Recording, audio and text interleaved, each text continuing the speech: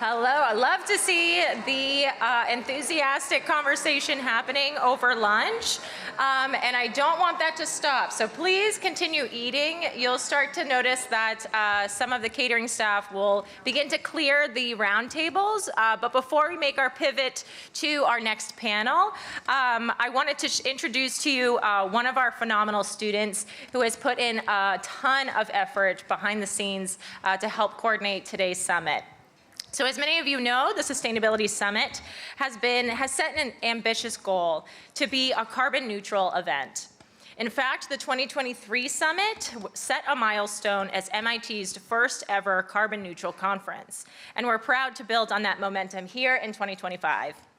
To share more about how we've tracked and offset our environmental impact this year, I'm excited to introduce Becky Xu, a second-year student in the Master of City Planning program at MIT's Department of Urban Studies and Planning. Becky has been instrumental in driving this year's carbon neutrality efforts, overseeing everything from data collection to strategy implementation.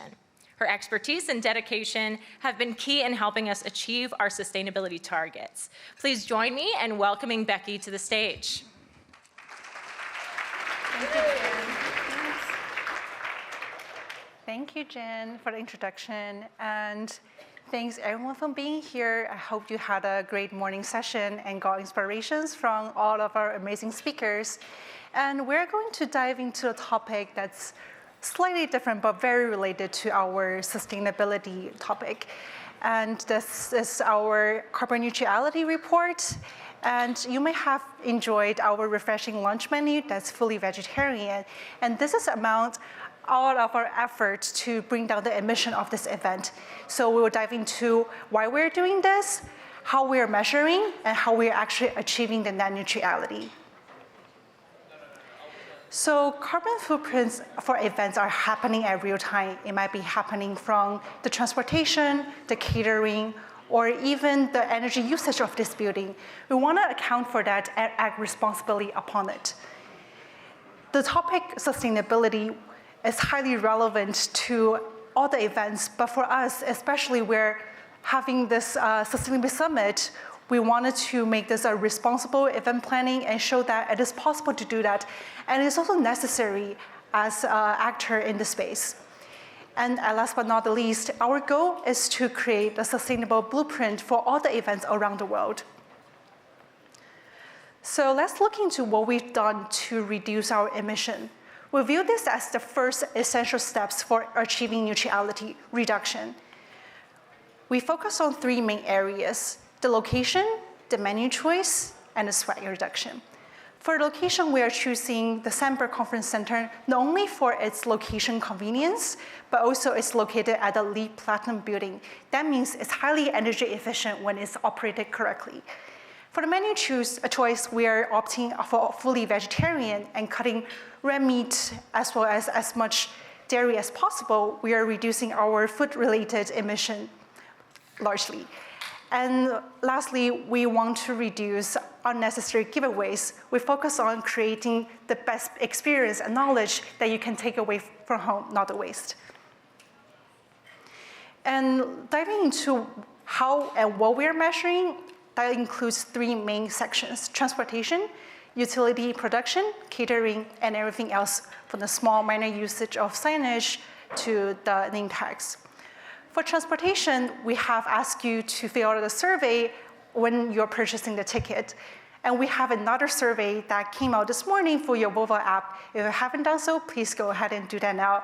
We ask you for a zip code, and we make an estimation based on your location as well as your mode of transportation.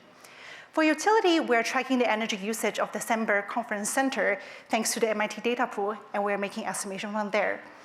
And for the catering, we got specific food purchase information from our food vendors. By having the weight and emission factors, we're making our calculation using those information.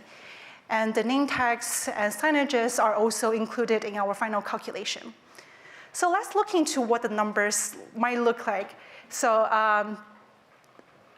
a estimation for now, and a disclaimer is that this is a work in progress, and we will be sharing more information after this event.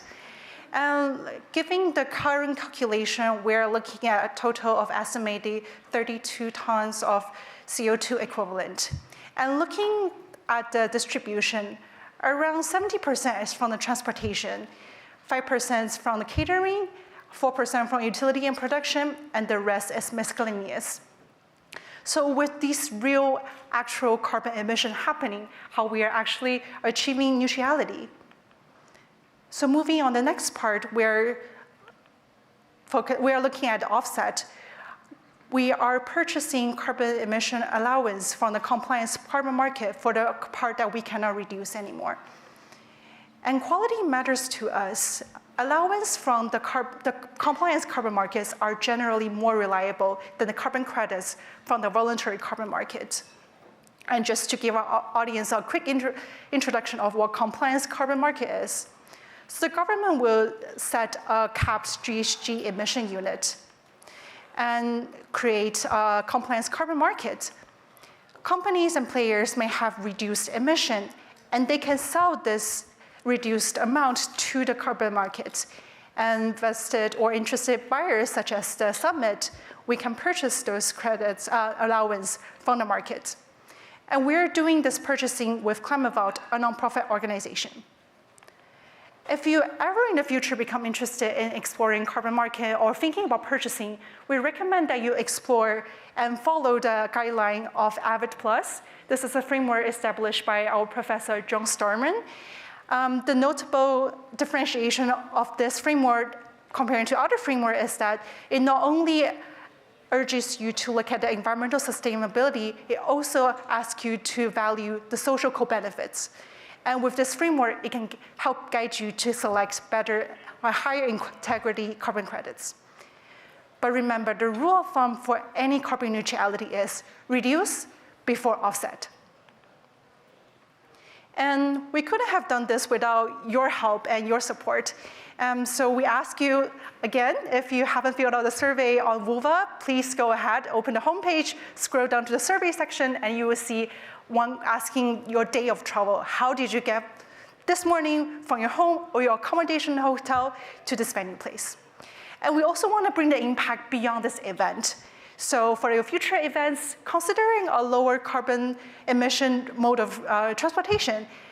And if you learn anything new today from this session, carbon neutrality or beyond, please consider taking that home and then share it with your community.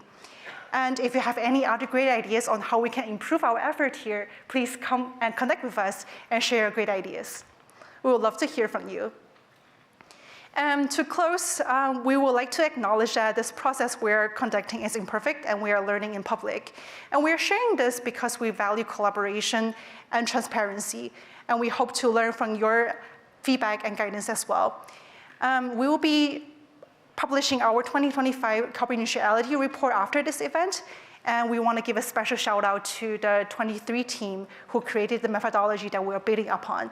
And at last, I am calling everyone for action that we can reimagine how event sustainability can be, and let's inspire lasting climate action. Thank you.